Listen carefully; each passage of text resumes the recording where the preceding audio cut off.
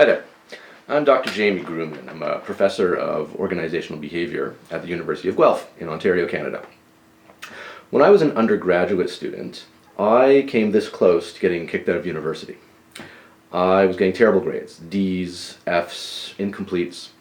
A buddy of mine who was getting very similar grades to me actually did get kicked out. I think in one of my stats courses I got a D minus and he got an F, and he got kicked out and I didn't. So I wasn't doing very well at all. And then I decided I wanted to turn it around.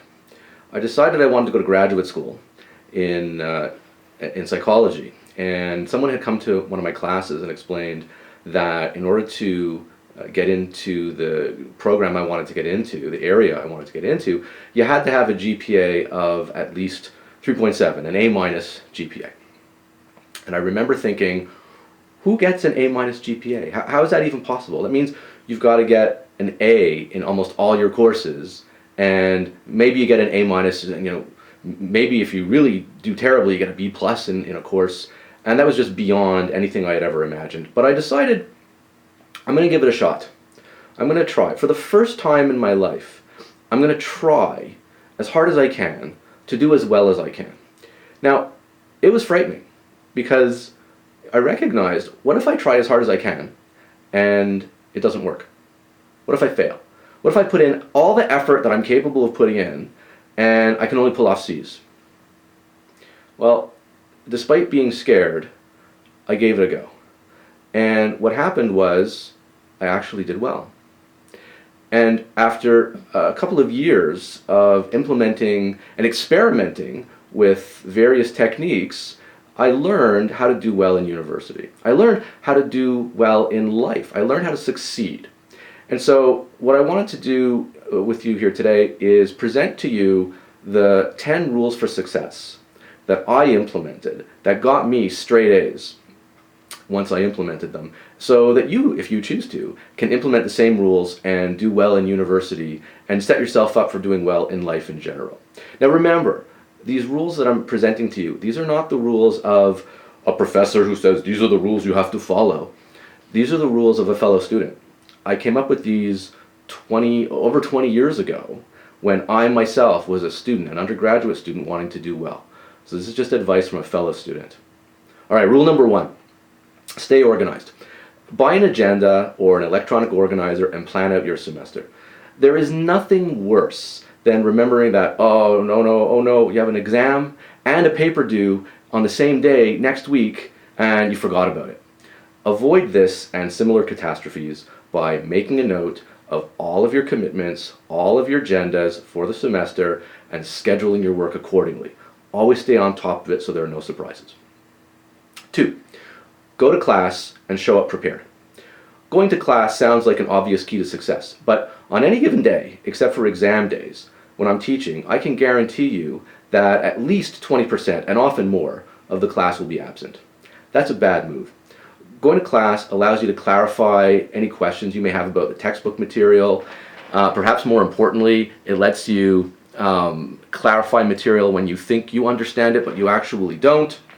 Also, your professors are likely going to introduce new material in your lectures, and it's impossible to do well on an exam if you haven't been exposed to the material. And note that you can't ask clarifying questions unless you've read the text or articles or viewed videos online that the professor has assigned. So you're going to have a really tough time following your professor's elaborations unless you've built a foundation of knowledge by reading the text or watching the videos or reading the articles.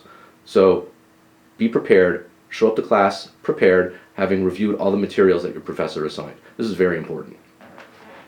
3rd, visit your professors often. You will learn a lot more in your professor's offices than you will in any classroom.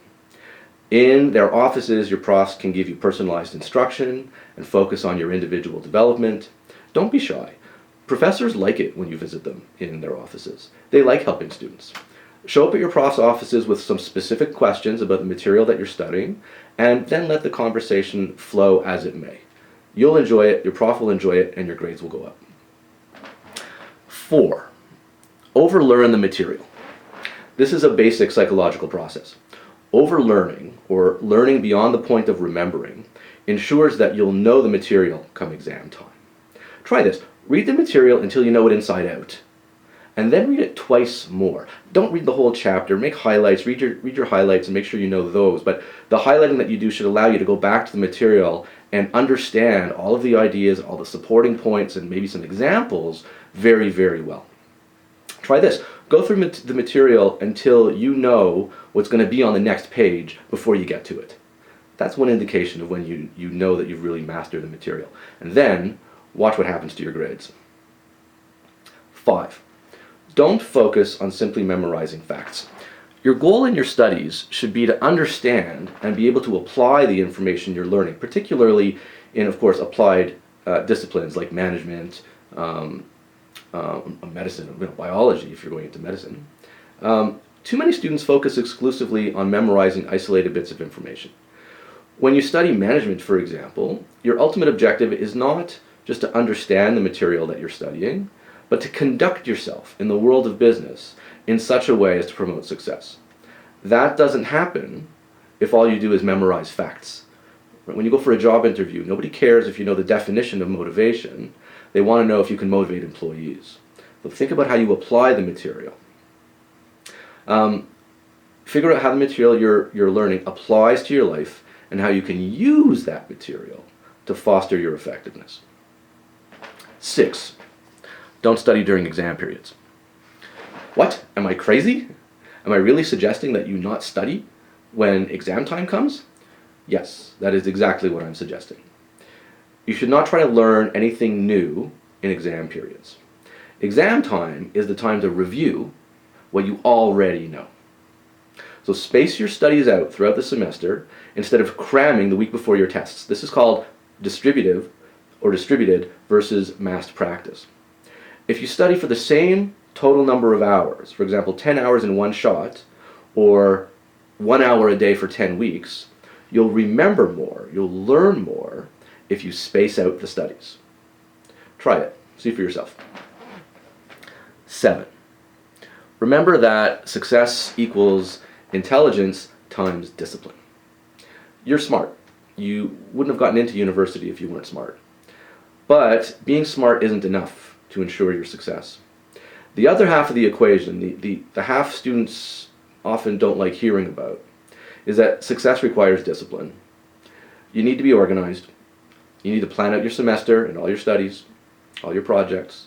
You must sometimes force yourself to do things when you would rather do other things. Sometimes you have to force yourself to read a chapter instead of going to a movie. You have to force yourself to read over some material instead of going to a club. There's no way around this. Remember, winners do what losers don't want to do. Be a winner. 8. Remember that projects always take more time than you think they will. When I was an undergraduate, at least in my upper years after I had learned these lessons, I always gave myself at least 20% more time to complete a project than I thought the project was going to take. This is because things rarely unfolded as I thought they would, and I needed more time to complete the project properly. So do the same thing. Try this. If, for example, you think that a project's going to take you 3 days to complete, and it has to be done before next class, don't wait 4 days and then start, and you've only given yourself 3 days. Do it immediately, finish it in 3 days, and then take 4 days off. It's a smarter way to approach the studies, because if you need more time, you've got it. 9. Stay on top of your work and remain stress-free. It feels terrible to have the many pressures of a university-level education come crushing down upon you. You probably know that we have an epidemic of mental difficulties on campuses these days. You can avoid the stresses, the depressions, the anxieties that can follow from difficulties in university if you stay on top of your work and stay stress-free.